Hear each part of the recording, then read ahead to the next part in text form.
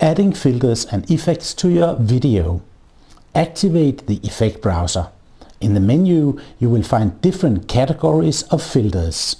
Select the group of filters you want to browse. Drag a filter to the player window to preview the filter. Drop it outside the player window to continue browsing.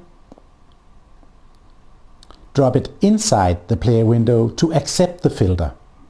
Each filter can be adjusted to your personal preferences. Swipe horizontally to adjust the level of the filter.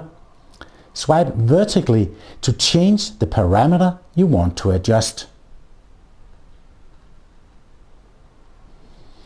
Pins saves all your actions in real time. Even if you leave the application, you will not lose any work.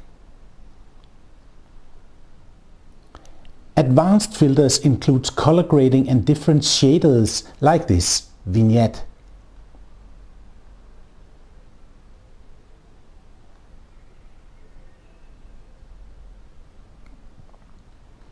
Drag the handle to adjust the vignette. You will also find a chroma key filter. To use chroma key and other advanced video editing features, you must change to advanced settings.